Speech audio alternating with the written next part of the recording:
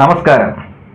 ഞാൻ ഇന്ന് വന്നിരിക്കുന്നത് നമ്മുടെ ലോകേഷ് കനകരാജ് ഡയറക്ഷൻ ചെയ്ത് സൂപ്പർ സ്റ്റാർ രജനീകാന്ത് നായനായിട്ടുള്ള കൂലി എന്ന സിനിമയുടെ ട്രെയിലർ ഇറങ്ങി.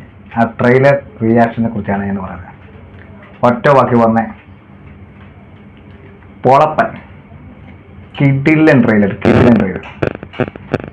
രജനീകാന്തിന്റെ ഒരു തിരിച്ചുവരവ് എന്ന് പറഞ്ഞാൽ സത്യം പറഞ്ഞ കൂലിയായിരിക്കും. ഒരു മാസ് കമേഴ്ഷ്യൽ എന്റർടൈൻമെന്റ് പടമായിരിക്കും. അത് പോളിസ് സാധനമാണ്. പിന്നെ അതിനകത്ത് പറയാനുള്ള മെയിൻ ഒരു സാധനമുണ്ട്. ഹിന്ദിയിലെ സൂപ്പർ സ്റ്റാർ അമീർ ഖാൻ അതിനകത്ത് രജനീകാന്തിനെക്കാട്ട് മോളിക്കുന്ന റോളാണ് ട്രെയിലർ കണ്ടിട്ട് തോന്നിയ. പടത്തിനകത്ത് അങ്ങനെ വരത്തുള്ളൂ. അവിടുത്തെ സൂപ്പർ സ്റ്റാർ അല്ലേ, ലോക്കൽ നടണമെന്നല്ലോ.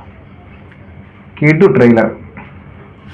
സൗബിനെ കുഴപ്പമില്ല, എനിക്ക് അത്ര വലിയ സംഭവം തോന്നുന്നില്ല. സൗബിനെ കുഴപ്പമില്ല, പക്ഷെ രജനീകാന്ത് പൊളി. പക്ഷെ അതിനകത്ത് രജനീകാന്ത് ചില സീൻ കണ്ടിട്ട് എനിക്ക് എ പോലെയൊക്കെ ഫീലിംഗ് ചെയ്യുന്നുണ്ട്. ഞാൻ നിർത്തില്ല. പിന്നെ അതിനകത്തൊരു സംഭവം എന്ന് വെച്ച് കഴിഞ്ഞാൽ ദേവരാജ്, ആ ഡയലോഗ്, ആ വിളിയും ആ പേരൊക്കെ എവിടെ എല്ലാവർക്കും ഓർമ്മയുണ്ടോ? ദളപതി എന്ന സിനിമയിൽ മമ്മൂക്കയുടെ ക്യാരക്ടറിന്റെ പേരാണ് ദേവരാജ്. ശ്രുതിഹാസൻ രജനീകാന്തിന് പറഞ്ഞൊരു സീനുണ്ട്. അവരെനിക്ക് അപ്പയാണ്. അപ്പോൾ രജനീകാന്ത് പറയും അവനെനിക്ക് നൻപനാണ്. ആ നൻപനാണ് പറയുന്നത് മമ്മൂക്കയുടെ ദളപതിയിലെ ക്യാരക്ടറിനെ കുറിച്ചാണ് പറയുന്നത്. ഇനി അതിനകത്ത് ശ്രുതിഹാസനെ അച്ഛനായിട്ട് കാണിക്കുന്ന ആൾക്കാരുടെ വല്ല പേരാണ് പറയുന്നത് നമുക്കറിയത്തില്ല. പക്ഷെ ദേവരാജിന്റെ പേര് പറഞ്ഞിട്ടുണ്ട്. ഇനി ദേവരാജനാണോ ഇനി രജനീകാന്തിന്റെ പേരെന്ന് എനിക്കറിയത്തില്ല. ലോകേഷ് കനകരാജ് ഒരു പ്രാവശ്യം ഇന്റർവ്യൂ പറഞ്ഞു, എനിക്ക് ഏറ്റവും ഇഷ്ടപ്പെട്ട സിനിമയും ഏറ്റവും ഇഷ്ടപ്പെട്ട ക്യാരക്ടറും ദളപതിയാണ് സിനിമ. അതായത് മമ്മൂക്കയുടെ ക്യാരക്ടറാണ് ഏറ്റവും ഇഷ്ടപ്പെട്ട ആ പേരാണ് ഞാൻ അത് രജനി സാറിന് ട്രീ എന്നാണ് പുള്ളിക്കാരൻ പറഞ്ഞത്.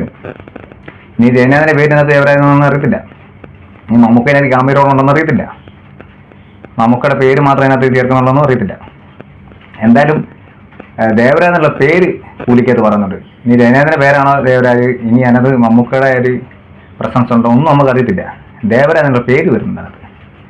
എന്തായാലും കിടിലൻ ട്രെയിലറാണ്, സൂപ്പർ ട്രെയിലറാണ്. പക്ഷെ എനിക്ക് അതിനകത്ത് ഒരു പോരായ്മയെന്ന് തോന്നിയത് ഈ അനിരുദ്ധിന്റെ മ്യൂസിക്.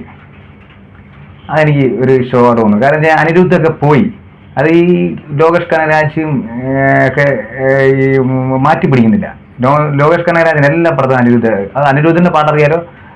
തുടങ്ങിയ കാലം മുതലുള്ള പാട്ട് അതേ കോപ്പി തന്നെ ഇപ്പോഴും ഫോളോ ചെയ്യുന്നുണ്ട്. ഒരു വെറൈറ്റി ഇല്ല. ചെയ്ത പാട്ടുകൾ തന്നെ പിന്നെ മാറ്റി ചെയ്യുന്നില്ല. എനിക്ക് കേൾക്കുന്ന ഭയങ്കര ഇറിറ്റേഷനാണ്, ഭയങ്കര ബുദ്ധിമുട്ടാണ്. അവനൊക്കെ മാറ്റിയിട്ട് വേറെ ഉള്ള എടുക്കുക.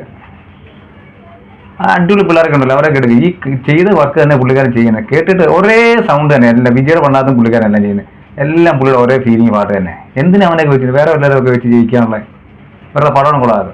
പിന്നെ എന്നാ തന്നെ നെഗറ്റീവായിട്ട് തോന്നുന്നത്, ശ്രുതിഹാസൻ അഭിനയിച്ച് ഒരു പടം പോലും ഹിറ്റായിട്ടില്ല. അതായത് ഒരു പടം ഹിറ്റായിട്ടുണ്ട്, പിന്നെ ആരംഭം അജിത്തിന്റെ, അത് ഭയങ്കര ഹിറ്റായിരുന്നു. അതിനുശേഷം അഭിനയിച്ച ഒരു ഒറ്റ പടം ഹിറ്റായിട്ടില്ല. സലാറൊക്കെ വന്ന് 8 പൊട്ടിപ്പോവാ. പുള്ളിക്കാരി എന്നാ പറയുന്നത്, പുള്ളിക്കാരി തൊടുന്ന പടം എല്ലാം പൊട്ടിപ്പോവുക. അതുകൊണ്ട് എനിക്ക് ആ ഒരു കാര്യത്തിൽ ചെറിയൊരു വിശ്വാസം കേടുണ്ട്. പുള്ളിക്കാരി അഭിനയിച്ചാൽ പൊട്ടും ഉറപ്പാണ്. ചിലപ്പം ഇതിനും പണി കിട്ടാൻ ചാൻസ് ഉണ്ട്. പുള്ളിക്കാരി അഭിനയിക്കുന്നുണ്ട്. ആ ഒരു അതൊരു ഇപ്പം നമുക്കൊരു ഒരു വിശ്വാസമായിട്ട് വന്നിരിക്കുക, പുള്ളിക്കാരി അഭിനയിച്ചാൽ വിജയിക്കത്തുള്ളൂ. കാര്യം എല്ലാം പടം പൊട്ടിയിട്ടുണ്ട്. അതുകൊണ്ട് ചെറിയൊരു പേടിയുണ്ട്. പക്ഷെ മേക്കിംഗ് ഒക്കെ പൊളിയായിരിക്കും. സ്റ്റോറി അങ്ങനെ നമുക്ക് അറിയില്ല. മേക്കിംഗ് പൊളിയായിരിക്കും. രജനീകാന്തും അമീർഖാനൊക്കെ തകർക്കും. നാഗാർജുനും കുഴപ്പമില്ല ട്രെയിലിനകത്തൊക്കെ. സൗബിന് അത്ര വലിയ സംഭവം എനിക്ക് തോന്നില്ല. പക്ഷെ കിടു പടമായിരിക്കും. രജനീകാന്തിനെ ചെറിയ ഫീലിംഗ് ഒക്കെ വരുന്നുണ്ട്. പക്ഷെ എങ്ങനെയാണെന്ന് ഇനി പടം വരുമ്പോൾ അറിയത്തില്ല.